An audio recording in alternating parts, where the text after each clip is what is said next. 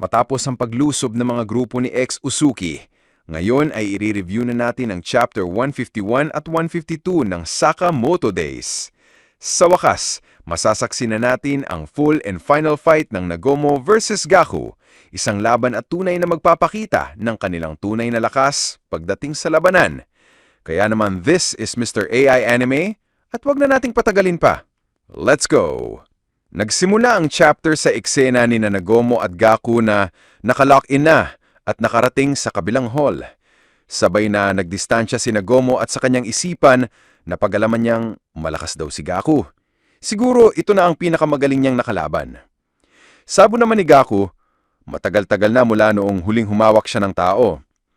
Tinanong naman siya ni Nagomo, "Ayos ka lang ba? Kailangan mo ba mag-CR?"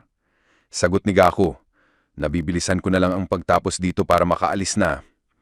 Biglang napunta si Gaku sa likuran ni Nagomo at naghanda ng atake. Napansin ito ni Nagomo habang bumuelo si Gaku at tinamaan ng overpass. Agad na nakaiwas si Nagomo at naghanda ng weapon.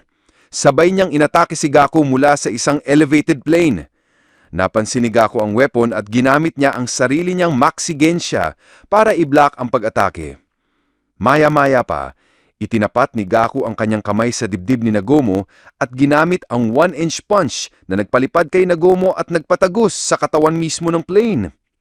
Sa isip ni Nagomo, ang skill nito sa hand-to-hand combat at ang paraan ng pag-atake ay nagpapaalala sa akin kay Sakamoto noon.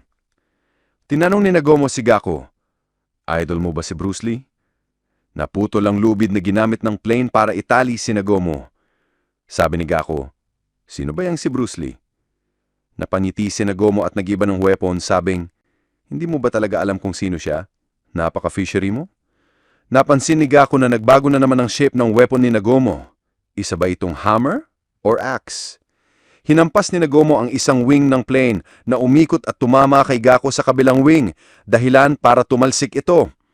Agad namang naibalik ang balanse ni Gaku at nanatiling alerto habang bumaba si Nagomo. Sa isip ni Gaku, napaka-annoying ng weapon ni Nagomo. Parang normal lang ang default shape nito pero kayang mag-change into double swords, isang scythe, pati axe. Kung ako ang gagamit nito, masisira ko siguro within a day lang. Ngumiti si Gaku at sabi, "Pagod na ako sa kakaisip sa weapon na yan, nakakainis talaga." Maya-maya pa, sabay niyang ini-imagine ang labanan na para bang naglalaro lamang siya ng video game na sinasabing, "Ang pagpapatay ay isang laro. Kailangan mo itong i-enjoy dahil kung hindi, masasayang lang ito." Makikita natin si Gaku na nakatingin kay Nagomo habang iniisip ang susunod na galaw. Mabilisan namang sumugod si Gaku habang si Nagomo ay naghahanda gamit ang isang blade at isinubog niya ang atake ni Gaku. Ngunit sinanggal ito ni Gaku gamit mismo ang kanyang braso, dahilan para tumagos ang blade sa braso niya. Subalit walang imik si Gaku at binali lamang ang blade. Sabay nag-attempt si Gaku ng suntok, ngulit handa si Nagomo at ginamit ang braso ni Gaku na paparating para makatalon at makaiwas, dahilan upang makagawa siya ng sipa. Nablock niya man ni Gaku ang kanyang braso at hinawakan ng binti ni Nagomo. Mabilisan namang dumisyan si Nagomo at kahit nakapwesto na siya ng maayos, sinundan siya ni Gaku ng isang atake gamit ang weapon nito na muling na-block. Nainingat na si Nagomo at sabi ni Gaku, alam niya raw na ang mahalaga sa isang weapon ay kung gaano ito katibay at kabigat. Makikita rito na unti-unti nang nagka-crack ang weapon ni Nagomo. Subalit, sa isang split second, nagawa ni Nagomo na masaksak si Gaku. Gumulat si Gaku nang makita ang isang invisible blade na ginamit ni Nagomo, na sabi niya, ang susi raw sa pagpatay ay panlilinlang lang. Tumagos talaga ang blade at binunot ito ni Nagomo, sabing, "Paumanhin, sa tingin ko ay hindi ko matatalo sa suntukan si Gaku, kaya nandaya ako ng konti." Ang problema lang sa armas na iyon ay isang beses lang niya magagamit dahil nadidikitan ito ng dugo kapag nagamit sa isang target. Sa isip ni Gaku, parang isang transparent glass na hindi serong ceramic. Ngayon na nakita niya ito ng maayos, napagtanto niyang hindi pala ito totally invisible. Nadidistract lang siya sa tricks ng weapon na kayang mag-transform sa iba't ibang anyo, kaya napaka-tricky itong i-deal. Makikita rin na pinipigilan ni Gaku ang pagdurugo sa kanyang tiyan. Sabi ni Nagomo, "Hindi ka magtatagal kung ganito mo i-treat." Sagot ni Gaku, "Ayos lang ako." At sa isip niya, hindi lang pala ang matanda may katana ang worthy na paglaruan. Sabi ni Nagomo, "Nasusuko ka na ba? Mukhang hindi ka naman yung tipo na susuko eh." Sagot ni Gaku, mas ginaganahan ako kung may time limit kasi sugatan na ako at nagkakaroon ng bleeding. Ngayon, papa-enter na tayo sa isang killing speedrun.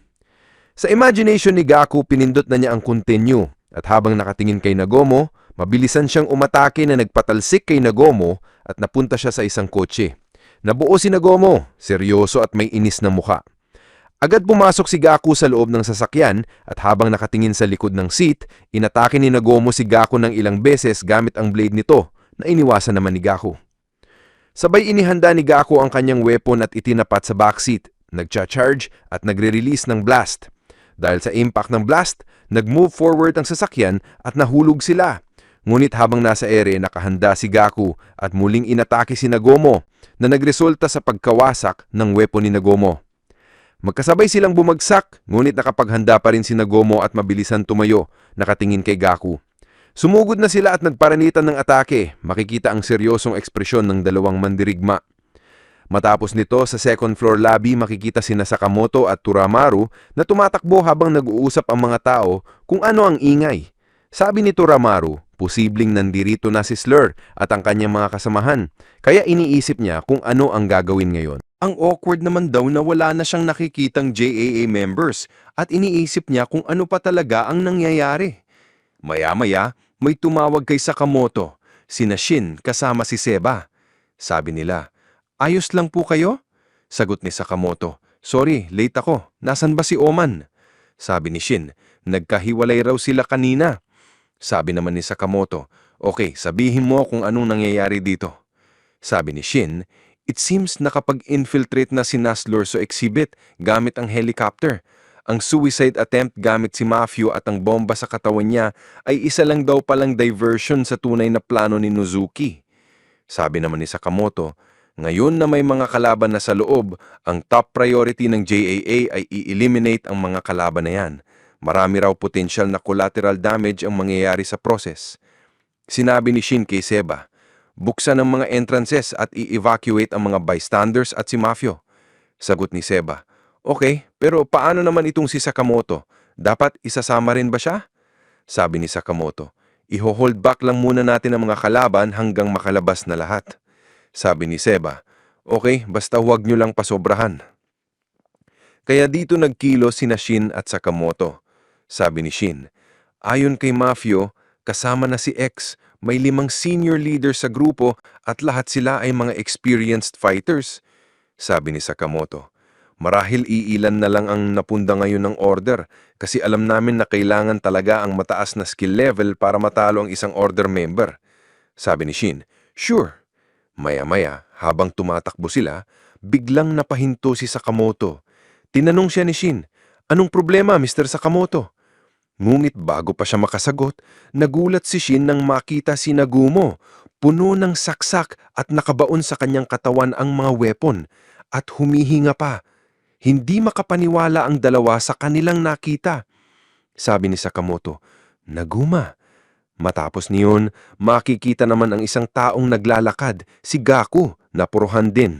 Sabi ni Sutsuki, "Napakabihira lang makita si Gaku na ganito kabugbog. Kaya mo pa bang lumaban, Gu?" Grabe, sa gitna ng intense na laban kanina, natagpuan ni Sakamoto at Shin si Nagumo na tadtad ng saksak at tinalo pala siya ni Gaku. Man, what a fight! Pero paano kung sasabihin ko sa inyo na sa susunod na chapter, mawi-witness nyo ang isang peak moment ng isang assassin na sobrang intense ang gagawin niya, kaya tutok lang kayo.